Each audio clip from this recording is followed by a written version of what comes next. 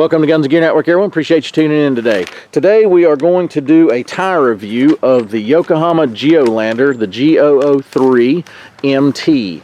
So if you follow my channel, you're kind of probably wondering why I'm still at my house. Well, I was supposed to be at Overland East, and we in this area got a ton of rain, and they have a mess up there. According to the Facebook post, there's long lines trying to get in. They're trying to bus people in. They're turning people away. They're not offering any day passes whatsoever. They're only doing, I guess, prepaid tickets and so forth. So I may try going tomorrow, but if not, unfortunately, it's been kind of a disaster trying to accomplish that trip.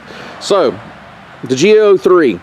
This right here is the newest design, is the newest line of the Geo3 or the GO series. They had one design, they've came out with this one. This is a few years old now, but it is a excellent looking tire, and that's what attracted me to it. And based on the information that I could see, I wanted to try it.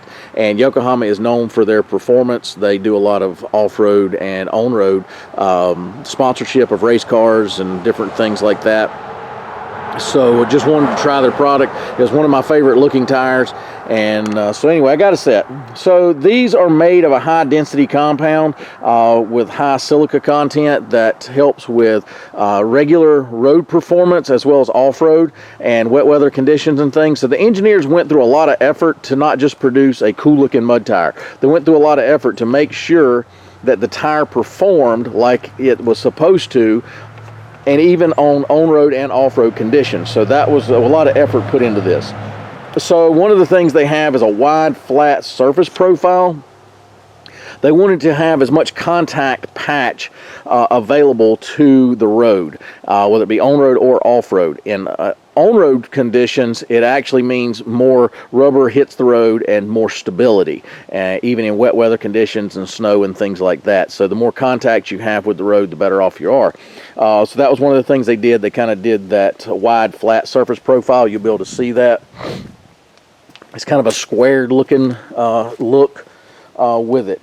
So they also did what they're calling the Geo Shield Construction, which incorporates three polyester body piles, 2 steel belts, a full nylon cap, a rim protector, and a hexagonal bead.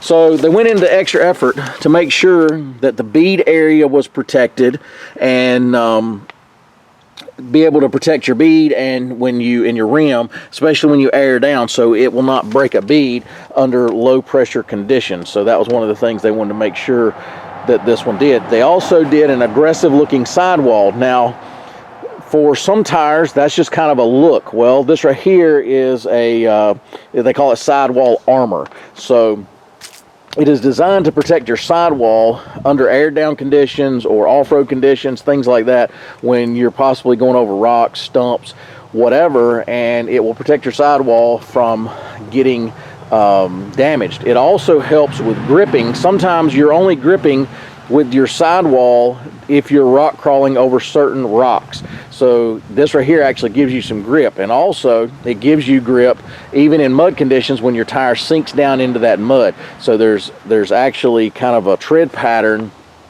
for that on this sidewall, which is really cool. It has a block pattern and pitch variation that creates an improved harmonic. What they wanted to try accomplishing with this tire is on-road performance and off-road performance. So one of the problems that you hear, and it's always a question that comes up in every forum, Facebook page, everything when they talk about tires: how is it on road? What is the noise level like? So they went through the extra effort of trying to design a tire using variable pitch patterns to have good harmonics with the tire so it's not as loud. So I got these tires yesterday midday and had them installed, and so I drove on wet weather conditions, wet roads, and also dry conditions later in the day. And I can attest that they are definitely one of the quietest mud tires I've ridden on. Now, I hadn't ridden on every mud tire, but this one I was pleasantly surprised and pleased at how quiet the tire was. Does it have a little hum to it? Yes, all mud tires are going to have a little bit of that noise, but this right here is very acceptable in my opinion if you're going to run a mud tire. So that was one of the things I noticed immediately.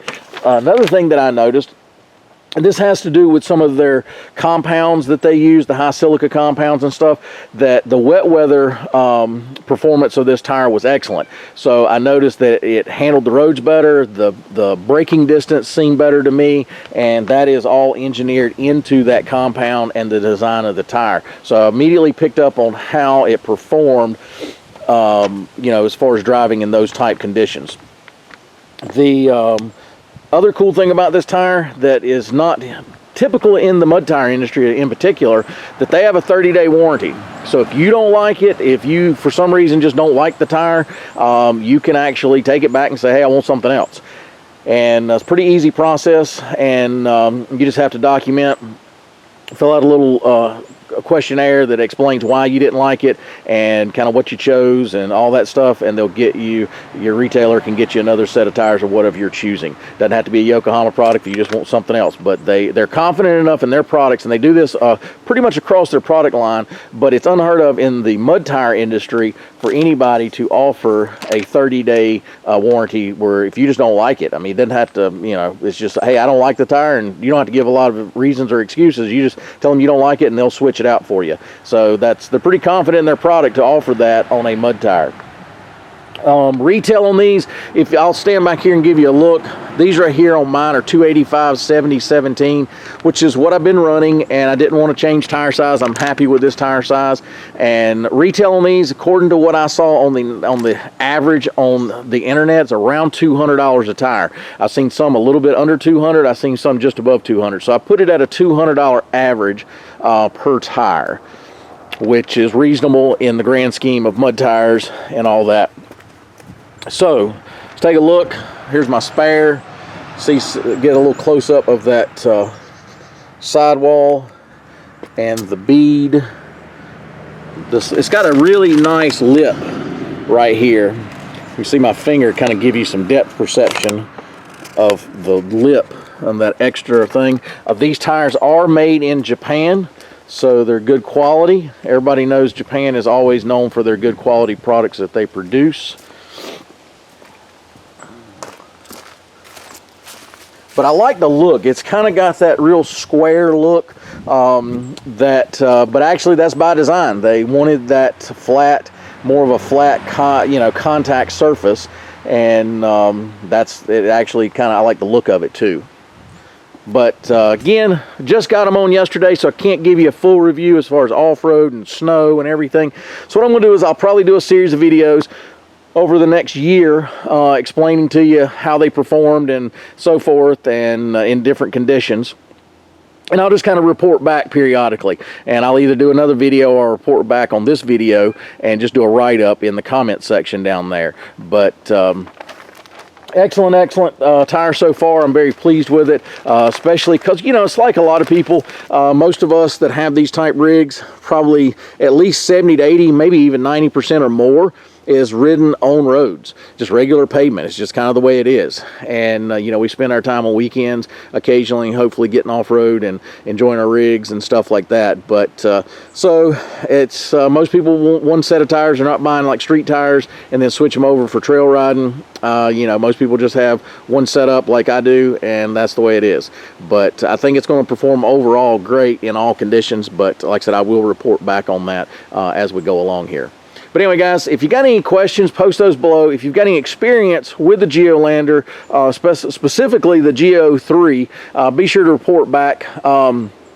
One thing I did want to mention to you, Yokohama just released the new Geolander called the XMT. It is really super aggressive. I will put a link in the section below for that tire also that you can go check out. It is a really cool looking tire.